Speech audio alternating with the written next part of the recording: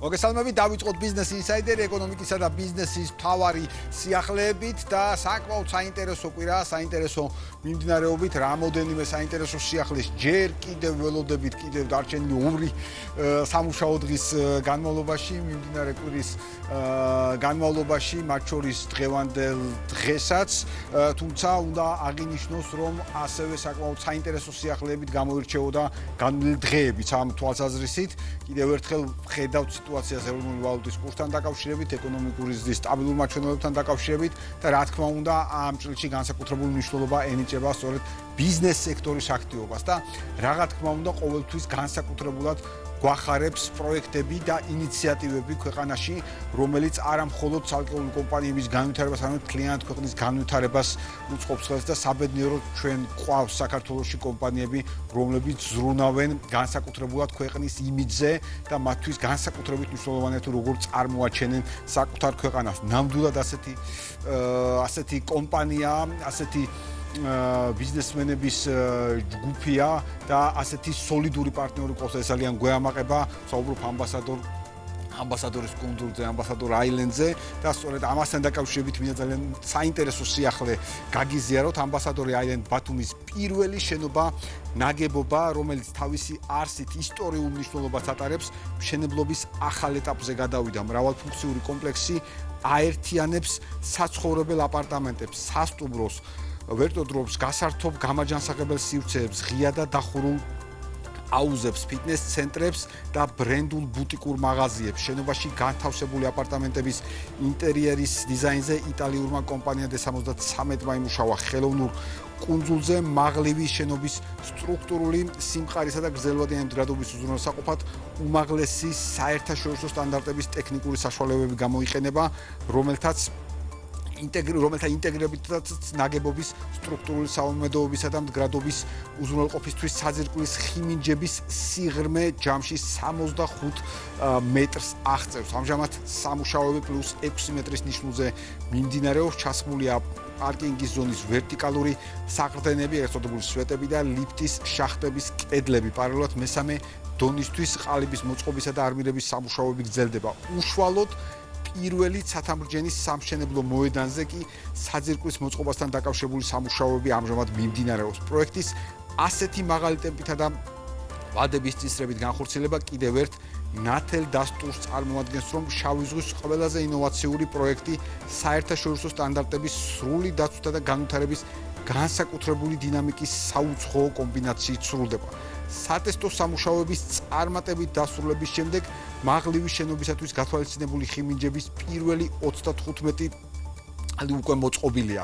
საძირკვლის სამუშაოების დაწყებას წინ უძღოდა სპეციალური სატესტო ხიმინჯების მოწყობისა და ლაბორატორიული შემოწმების სრული ციკლი. ამბასადორ აილენდ ბათუმის პროექტს განვითარების უპრეცედენტო დინამიკა გამოარჩევს. პროექტის მიმდინარეობა მნიშვნელოვნად უსწრებს თავდაპირველ გრაფიკს და საინვესტიციო ვალდებულებებს 5 წლის წინსწრებით ასრულებს. შავ ზღვაში ფორმირებული 48 ჰექტარი მიწის ფართობი უკვე ოფიციალურად შევიდა ექსპლუატაციაში.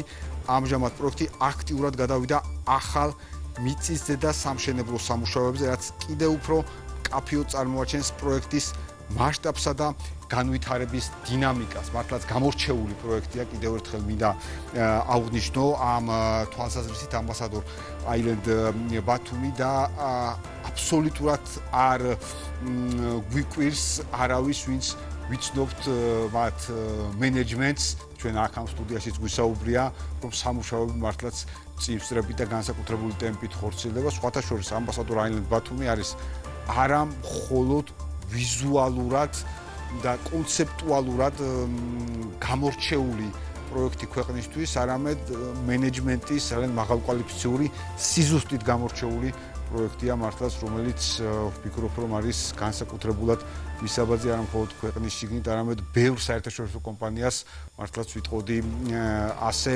მოეწონებოდა და გადაიღებდა მაგალითს სწორედ ამბასადორ აილენდ ბათუმის მენეჯმენტისგან და მართვის სტილისგან. დაუბრუნდეთ კიდევ ერთ საინტერესო სიახლეს ჩვენს ქვეყანაში, რომელსაც ასევე გუშინდელ დღეს ჰქონდა ადგილი, საკმაოდ საინტერესო სიახლე, რომელიც ყველას გვაინტერესებს დაკავშირებული ფასებთან, ამ თვალსაზრისით კონკურენციისა და მომხმარებლების დაცვის სააგენტომ საოჯახო კალათის პროგრამის მონიტორინგისთვის ერთიანი საინფორმაციო პლატფორმა წარადგინა ელექტრონული კალათა მომხმარებლებს სხვადასხვა ქსელში საბაზისო პროდუქტებზე არსებულ საუკეთესო შეთავაზებებსა და ფასების ერთ სივრცეში მოქცევას თავაზობს. ამ კუთხით კონკურენციის და მომხმარებლების დაცვის სააგენტომ საოჯახო კალათის პროგრამაში შემავალი საბაზისო პროდუქტების სახებ საინფორმაციო პორტალი წარადგინა ელექტრონული კალათა მომხმარებლებს სხვადასხვა ქსელში საბაზისო პროდუქტებზე არსებულ საუკეთესო შეთავაზებებსა და ფასებს ერთ სივრცეში გააცნობს. მოგეხსენებათ პრემიერ-მინისტრის ინიციატივის და პარლამენტის სასურსათო პროდუქციის მედიკამენტებისა და საწვავის ფასწარმოქმნის სტრუქტურის შესწავლილი დროებითი კომისიის დასკვნის მოკლევადიანი სტრატეგიის მიხედვით ქსელებმა დაიწყეს მომხმარებლისათვის საუკეთესო შეთავაზებები საოჯახო კალათის საბაზისო სასურსათო პროდუქციაზე.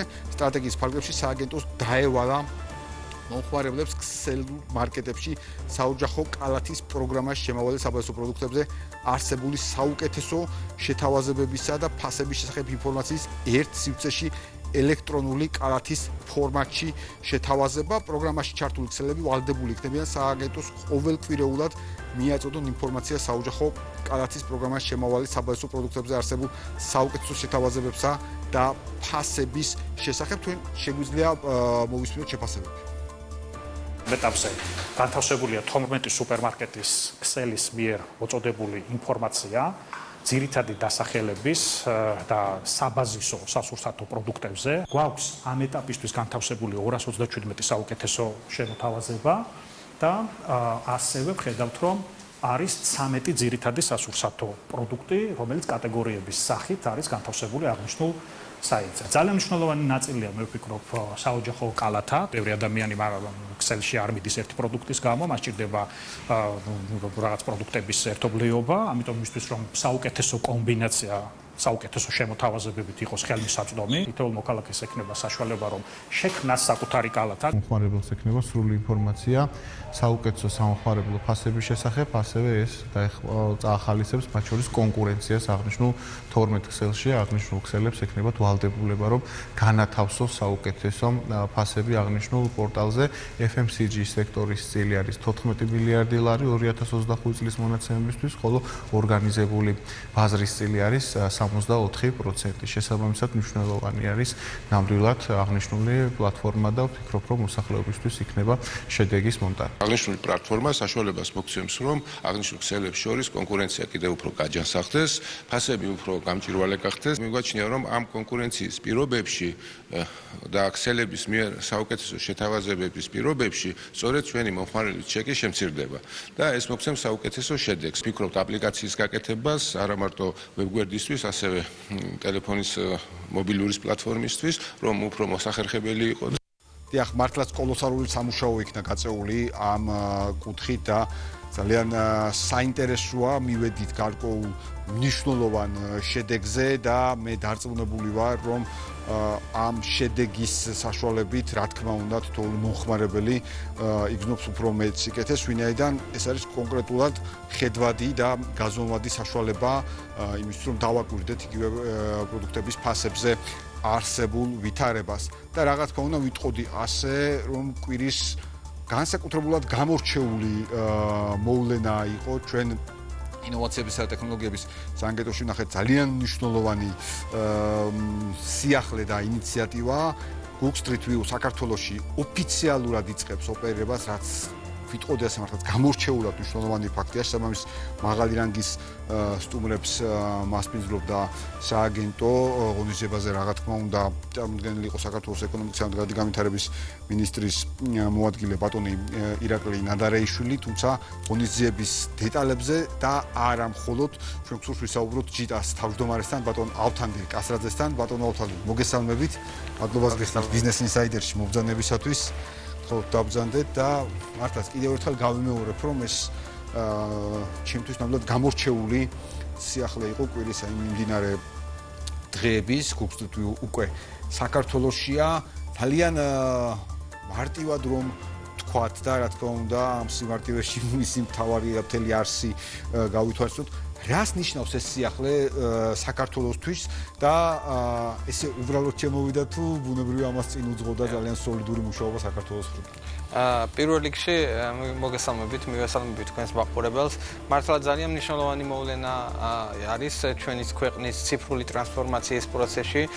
მოგეხსენებათ, რომ ისეთი გლობალური მოთამაშე, რომელიც Google თავისი სახსრებით ანუ არც ერთი თეთრი საქართველოს მთავრობას არ გადაუხდია იმისთვის, რომ აი შედეგი მიგვეყო, რაც მივიღეთ. ეს არის Google-ის ინვესტიცია ჩვენი ქართული ციფრული ტრანსფორმაციისთვის. რა თქმა უნდა, ჩვენ წლების განმავლობაში ვესაუბრებდით Google-ს ამ მიმართულებით, დაახლოებით 2 წელიწადნახევრის წინ დაიწყო ეს პროცესი და 1 წელი მიმდინარეობდა უკვე გადაღების პროცესი. ჩვენ ძალიან მოკლე ვადებში მივეცით ყველა საჭირო ეს იქნებოდა ნებართვები, ლიცენზიებისად გადაღებულიყო, მოგეხსენებათ სამხედრო ობიექტების გადაღება არ შეიძლება და ასე შემდეგ და ჩვენ ძალიან სწრაფად გავიარეთ ეს პროცესი და თქვენ ახსენეთ რომ Google-ის დელეგაცია იყო ქვეყანაში ჩამოსული ეს Google-ის რუკის გლობალური დირექტორი იყო ქვეყანაში ჩამოსული ეს არის რამ დირექტორატისგან შედგება ზოგადად Google-ის მართვა არის ძალიან მკაცრი ვერტიკალი და ამ ერთი ვერტიკალის Google Maps-ი რომელიც არის უდიდესი ვერტიკალი ამის დირექტორი იყო საქართველოს ჩამოსული თვითონ Google-საც უყვირდა არ ჩადის ხოლმე გახსნაზე ეს დირექტორიო საქართველოს ჩამოვიდა ეს კიდევ ერთხელ განსაზღვრავს რომ ძალიან ბევრი თემაზე შეიძლება Google-თან ლაპარაკი და ჩვენთვისაც ძალიან კარგი opportunity იყო რომ მასთან ერთად გვესაუბრა კიდე რა შეიძლება მომავალში დაეშენოს ამ Google-თან თანამშრომლობის პროცესში. პირველ რიგში ახსნათ ეს რისთვის არის ხო კარგი ეს ზოგადად მარტივად გასაგებია რომ ტურიზმისთვის ნამდვილად კარგი არის პირდაპირ ხო ანუ აი ასე ვხედავთ ამ შემთხვევაში ჩვენ ხო ანუ რა აქამდე ზოგიერთი ქუჩაზე იყოს street view, ოღონდ Google-ს აქვს ძალიან დემოკრატიული პროცესი, აი მაგალითად თითოეული კაფის მეპატრონე შეუძლია გამოვიდეს 360 კამერით გადაიღოს და შემდგომ ის აღმოჩნდება Google-ის რუკაზე, მაგრამ ეს არის თავიდან ბოლომდე, ესე იგი დათვლილი გვაქვსო თავიანთი მონაცემები რაც აქვს რუკის მონაცემები საქართველოზე 21000 კილომეტრია საქართველოში გზა და მათ 13000 კილომეტრი გააციფრულეს. ანუ 13000 კილომეტრზე შეგვიძლია შევხედოთ ასე ვითარებას. აი ესე მთელი საქართველოს შეგვიძლია ვიმოგზაუროთ აი ესე როგორც ვიდეოებში ჩანს. შესაბამისად, ესე ძალიან მნიშვნელოვანია, რომ Google-მა ეს განახორციელა. ეს ტურიზმისთვის პირველ რიგში რა თქმა უნდა პირველი ძალიან დიდი მნიშვნელოვანი არის, იმიტომ რომ უცხოელ ტურისტებს შეუძლია წინასწარ აღმოაჩინონ ადგილები და შემდგომ გადაწყვიტონ ჩასვლა. ასევე აქ კიდევ ერთი კომპონენტი იყო თვითონ Google-მა გითხრა რომ ბევრი ყოფილა რომ ჩავიდა იმ ქვეყანაში ნახა რომ დაბრუნდა მე თავის საახლოვლოს ემეგობროს აი რუკაზე აჩვენებს რომ აი აქ ვიყავი და წადი ხო ანუ უფრო ადვილად გამოსახატი არის ეს რომ აი ნახე რა მაგარ გარემოში მოვხვდი და ძალიან დიდი მნიშვნელობა აქვს უკვე იმისთვის რომ სხვაებიც განამტკიცო რომ წავიდნენ ხო გარდა ამისა მცირე და საშუალო ბიზნესი ჩვენი რეგიონალური და ლოკალური ბიზნესი მათთვის არის ასევე ძალიან მნიშვნელოვანი რომ უკეთ გახადოს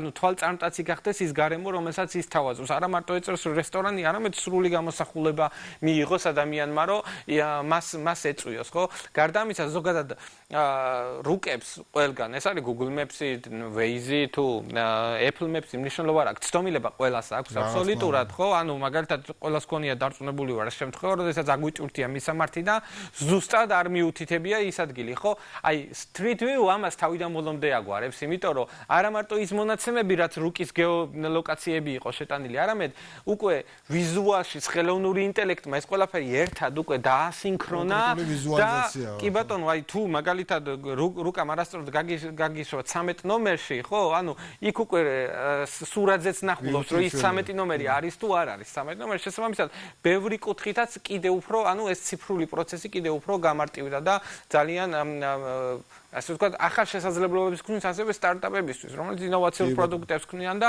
ამიტომ ბევრი მიმართულებით ძალიან მნიშვნელოვანი იყო Google-ის ეს ნაბიჯი. დიახ, აი ამავდროულად ახლა ჩვენ ირაკლს ხედავთ ასევე ნადარში, გქონდათ ასევე შეხვედრა თქვენ შემდგომ და ასევე მე დარწმუნებული ვარ, რომ ეს იყო ძალიან დიდი სამუშაო მანამდე გაწეული 2 წლის განმავლობაში და ასე შემდეგ, მაგრამ დარწმუნებული ვარ, რომ ასევე სამომავლო თანამშრომლობის გეგმებიც დაისახა ამ ნამდვილად და ერთ-ერთი რასაც ხაზი გაესვა Google-ის მხრიდან, რომ ისე სწრაფ ვადებში საქართველოს მთავრობამ უზრუნველყო რომ ყველა ინსტრუმენტი მიეცა Google-ისთვის რომ ეს პროცესი სწრაფად დაიწყო, არც ერთ ქვეყანაში ესეთი რაღაც არ ქონიაო და ჩვენი მესეჯიც ეს იყო რომ ეს ძალიან კარგი სიგნალი უნდა იყოს Google-ისთვის, რომ ვითანამშრომლოთ არა მარტო რუკეის მიმართულებით, არამედ ბევრი სხვა მიმართულებით და განსაკუთრებული აქცენტი ჩვენი მხრიდან გაკეთდა რა თქმა უნდა ხელოვნური ინტელექტის ნაწილში თანამშრომლობას, გამომდინარე იქიდან რომ Google-ის ხელოვნური ინტელექტი მაგალითად ქართულ ენაზე ერთ-ერთი ყველაზე განვითარებული ხელოვნური ინტელექტია და შესაბამისად ამ მიმართულებით იგივე საგანმანათლებლო პროცესში და სხვა მიმართულებით Google-ის ხელოვნური ინტელექტის ინსტრუმენტების გამოყენებაზე,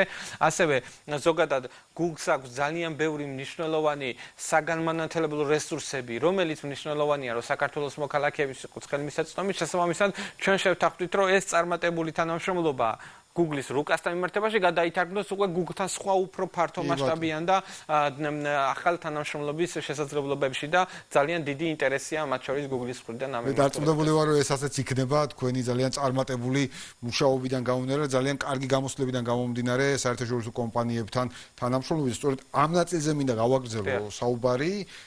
ჯიტა ოფიციალურად გახდა Microsoft-ის ინვესტორთა ქსელის წევრი. ასევე მარტივად რომ ავხსნათ ესეც ამ ნაწილში, ძალიან კარგად ახსენეთ Google-ის ნაწილში, რაც გულისხმობს ამ შემთხვევაში ამ ქსელის წევრობა. კი ბატონო, პირველ რიგში ესეც კიდევ ერთი დასტურია, რომ ტექნოლოგიური გიგანტები საქართველოში არიან დაინტერესებული, ხო? ანუ თითქოს აი ეს შეუძლებელი ჩანდა ადრე, იმიტომ რომ პატარა ქვეყანა, არც თუ ისე დიდი მოსახლეობა, პატარა პირველ რიგში გეოგრაფიულად ვიზაურ, არც დიდი მოსახლეობა, ეკონომიკაც არ არის, რა ქვია, სინგაპურის დონე, ხო? ანუ შესაბამისად ამ მიმართულებით ზოგადად ეს იყო ყოველთვის ის, რომ აი საქართველოსი არ ინტერესდებიან, მაგრამ სწორი მუშაობით ჩვენ დავანახეთ, რომ ასევე სწორად ინოვაციური ეკოსისტემის განვითარებით, რომ მათ შორის აი ესეთი გიგანტები ძალიან დაინტერესებული და Microsoft-ის ეს ასე ვთქვათ შემოერთება აი ამ ინოვაციური ეკოსისტემის განვითარებაში, ამის ერთ-ერთი მყარი მტკიცებულებაა, რომ საქართველო არის საინტერესო ქვეყანა. პირველ რიგში რას თავაზობს, ხო ეს ქართულ ინოვაციურ სტარტაპებს ნებისმიერს, რომელსაც ჩვენ მივაწვდით Microsoft-ს. ყველანაირი გადამოწმების გარეშე ავტომატურად მიეცემათ $200,000-მდე მათ Azure-ზე Microsoft-ის ხელოვნური ინტელექტზე კრედიტებით. ანუ რაც ნიშნავს, რომ მთელი ეს რესურსი, მათ შორის cloud-ი, ხელოვნური ინტელექტის ტოკენები შეუძლიათ გამოიყენონ აპლიკაციების შექმნაში, თავიანთი პროდუქტის განვითარებაში, გაყიდვებში და ასე შემდეგ. $200,000-მდე თითო სტარტაპთან მიმართებაში. აქ არ ვსაუბრობ თლიან საქართველოს $200,000, ეს არის უფასო რესურსი, წარმოიდგინეთ, აი ისე რა ქვია, თქვენ რო სერვერები გჭირდებათ და ინვესტორთან მიდიხართ $200,000 მჭირდება მარტო რომ სერვერები ვიყიდო. აი ეს მთლიანად ამოვარდა ქართული სტარტაპებიც. ასევე ბევრი სხვა მიმართულებით უფასო წლობა მათ ნეტვორკში, ინვესტორების ნეტვორკში, ასევე LinkedIn-ის უფასო ვერსიები, ეს ყველაფერი ქართული სტარტაპებისთვის შესაძლებელი გახდა უვადოდ, ასე ვთქვათ. სანამ არ გამოიყენებენ ამ $200,000 კრედიტებს. შესაბამისად ეს არის ძალიან მნიშვნელოვანი. ეს Microsoft-ის მხრიდან ეს აღიარებაც არის, ასე ვთქვათ, სანდოობა ვალიდურობის. ანუ რატო აკეთებს, ხო? ეხლა Microsoft-ი არის ტექნოლოგიური გიგანტი, ხო? ეს არ არის საქველმოქმედო ორგანიზაცია, ეს არის ერთ-ერთი ყველაზე წამყვანი კომერციული ორგანიზაცია. უბრალოდ აქ დაინახეს, რომ საქართველოდანაც შეიძლება ისეთი სტარტაპების შექმნა, რომელიც $200,000 თავში კი უფასოდ მიცემს, მაგრამ მე მილიონებს და კონტრაქტებს და დიდი ბრუნვები იქნება ამ პლატფორმაზე. ეს რომ დაანახეთ Microsoft-ს, ეს თქვენი დამსახურებაა, ამ კუთხით სწორად აჩვენეთ. ეს ინოვაციური ეკოსისტემის განვითარებამ ეს ყველაფერი მოიტანა, რასაც საქართველოს მთავრობა წლების განმავლობაში მიზანმიმართულად და სისტემურად აძლიერებს. დიახ, ბატონო, აუცილებლად მინდოდა მეკითხა და რასაც Microsoft-ის ნაწილში ფაქტიურად პასუხი გავეცეთ ერთი მიმართულებით. ჯიტა როგორ უწყობს ხელს მისი აქტივობის შედეგად, სწორედ ეგ სტარტაპებზე ვლაპარაკობთ, რომ სტარტაპები გავიდნენ გლობალურ ბაზრებზე. ხა ერთ-ერთ მექანიზმი თქვით, მაგრამ უნებრივია არის კიდევ სხვა მექანიზმები, რაზეც თქვენ მუდმივად მუშაობთ. რა თქმა უნდა, ესეთი კომპანიებთან მუშაობა არის, რა თქმა უნდა, ერთ-ერთი მექანიზმი, რომ ჩვენ სტარტაპები გლობალური ქსელის ნაწილი იყვნენ. გარდა ამისა, ჩვენ გვყავს საქართველოში წლევანდელი წლიდან 4 საერთაშორისო ტოპ აქსელერატორი, რომლის მთელი პროექტის დიზაინი არის იმდაგვარად გაკეთებული, რომ პროცესი წავრმართოთ ჩვენი სტარტაპების ინტერნაციონალიზაციისთვის, საერთაშორისო ბაზრებზე გასვლისთვის, ამ ქსელს, ამ ასე ვთქვათ, 4-ვე აქსელერატორს აქვს უამრავი ქსელი მთელი მსოფლიოს მასშტაბით და თან ჩვენ აი ეს სწორად განსაზღვრეთ, რომ ზოგიერთი სტარტაპის მიმართულება შეიძლება ამერიკა იყოს მის სამიზნე ბაზარი, ზოგ შემთხვევაში შეიძლება იყოს ყოფილი საბჭოთა კავშირის ქვეყნები, ცენტრალური აზიის ქვეყნები, ასევე შეიძლება იყოს ევროპული ბაზარი, აზიური ბაზარი, აფრიკის ბაზარი და ჩვენ დაბალანსებულად აი ამ აქსელერატორებთან ერთად სწორედ ესეთი გლობალური ნეტვორკი საქართველოში უნდა უკვე მოვიტანეთ. გარდა ამისა, ჩვენ სისტემატიურად მონაწილეობთ წამყვან საერთაშორისო ინოვაციურ კონფერენციებში და გამოფენებში ქართულ სტარტაპ ეკოსისტემასთან ერთად. და იგივე პორტუგალიაში ვებ სამიტი, ამერიკის შეერთებულ შტატებში, CES-ი, დუბაიში ერთ-ერთი ყველაზე დიდი ასე ვთქვათ გამოფენა წელს უკვე სინგაპურს ვამატებთ, რომ ასე ვთქვათ სამხრეთ აღმოსავლეთ აზიის მიმართულებით სტარტაპებს კიდევ უფრო მეტი გაფართოების შესაძლებლობები მივცეთ და რა თქმა უნდა ეს ერთობლიობაში ხელს უწყობს რომ სტარტაპებს მინიმალური დანახარჯები ქონდეს იმისთვის რომ პირველი ნაბიჯები გადადგას ბაზარზე ტესტირებები გაიაროს და შემდგომ უკვე კიდევ დამატებით ინვესტიციები მოიზიდოს ჩვენი ქვეყნის ეკოსისტემაში. კი ბატონო და ჩვენ გქონდა საშუალება და მადლობა ამისათვის იმედზე უკვე მანამდე ბიზნეს ინსაიდერ სან-ფრანცისკოსთან დაბრუნების შემდგომ გვესაუბრა მაინც რომ კიდევ ერთხელ აღვნიშნოთ სან-ფრანცისკოში თქვენი ვიზიტის შედეგები ამ კუთხით და ამავდროულად შევაფასოთ კიდევ ერთხელ საქართველოში სექტორის პოტენციალი, რომელიც დღეს გვაქვს. რა თქმა უნდა, სან-ფრანცისკო არის მთავარი ეპიცენტრი ინოვაციური ეკოსისტემის და ამიტომ აი თუნდაც რო აღვნიშნე რომ შეიძლება ყველა სტარტაპი არ იყოს მზად ამერიკის ბაზრისთვის და ამერიკის ბაზარი საერთოდ არ იყოს მისი სამიზნე ბაზარი. ინვესტიციების მოზიდვის კუთხით მაინც ამერიკა მთავარი სამიზნე ბაზარი არის აბსოლუტურად ყველა სტარტაპისთვის. აზიის ბაზარზეც რო გადიოდა ინვესტიციებისთვის მიდიხარ ამერიკის შეერთებულ შტატებში, იმიტომ რომ სილიკონის ველიზეა წარმოადგენილი ყველაზე დიდი ვენჩურული საინვესტიციო კაპიტალი.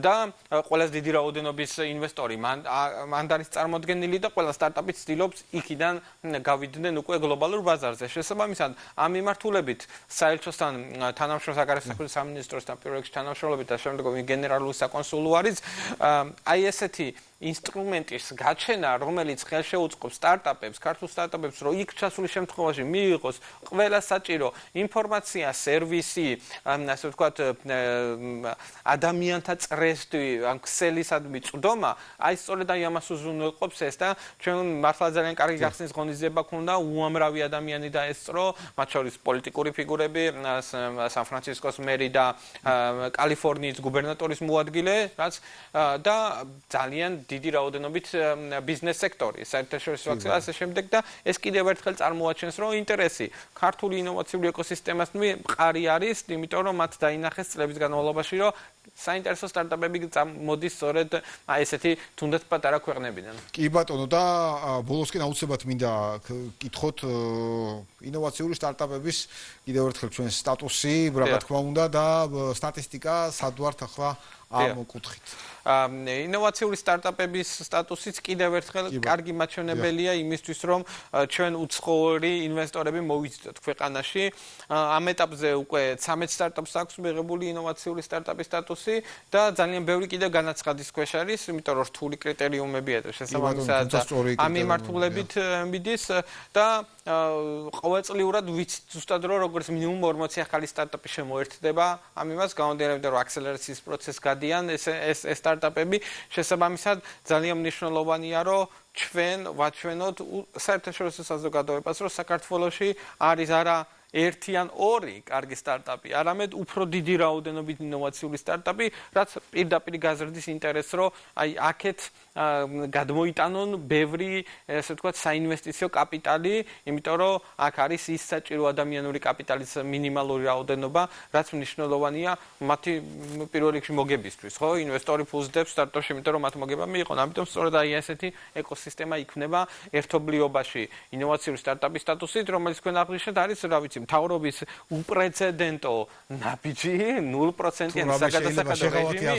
ხო, აი არ არსებობს არც ერთ სხვა მიმართულებით, აი არც ერთ სხვა ინდუსტრიაში ესეთი მსხვილი საგადასახადო შეღავათი, რაც აქვს ქართულ ინოვაციურ სტარტაპებს და შესაბამისად, რა თქმა უნდა, ეს კიდევ უფრო პასუხისმგებლიანად უნდა გამოიყენოს ქართულმა სტარტაპ ეკოსისტემა და კიდევ მეტი განვითარება, ახალი სამუშაო ადგილების შექმნა, რაც ჩვენი ეკონომიკის განვითარების ძალიან მნიშვნელოვანი ინსტრუმენტია. კი ბატონო და არ მინდა შორეულ გეგმებზე ვისაუბროთ, აი მართლაც წეგან კი ვთქვი, ბოლო კითხვა მეთქი, მაგრამ მაინც უახლოეს გეგმებზე მინდა გითხრათ, რომ ველოდებით მათ შორის უახლოეს პერიოდში არ გვინდა ჯერ თარიღი, მაგრამ უახლოეს პერიოდში ველით ასევე ქუთაისს, ხო? ძალიან დიდ სიახლეს ამ კვირების თემა არის და შესაბამისად ძალიან მიხარია, რომ საბოლოო ჯამში საქართველოს ესეთი უნიკალური ტექნოლოგიური ჰაბი იქნება. აბსოლუტურად ყველა საჭირო ინსტრუმენტი არის იქ ჩვენი მოქალაქეებისთვის, რომ როგორც შეიმეცნონ, ისე შექმნან პროდუქტები და საერთაშორისო ბაზრებზე გაიტანონ. ვიცი, რამდენი იმუშავეთ თქვენ პირადად მათ შორის ამითათვის და მადლობა თქვენ. დიდი მადლობა დიდი მადლობა ბატონო, კიდევ ერთხელ წარმატებას გისურვებთ, მათ შორის უახლოეს პერიოდში ქუთაისის ნაწილში მე დარწმუნებული ვარ, რომ ქუთაისთან დაკავშირებით ჩვენ კიდევ უფრო ცლად სხვა დროს კიდევ უფრო დეტალურად ვისაუბრებთ. დიდი მადლობა კიდევ ერთხელ. დღეს კი ბიზნეს ინსაიდერი ამით დასრულებულია ეკონომიკისა და ბიზნესის მთავარი სიახლეები. რა თქმა უნდა, თქვენ შეგიძლიათ ნახოთ ჩვენს ვებგვერდზე ბიზნეს ინსაიდერში. მე კი ხვალამდე გემშვიდობებით.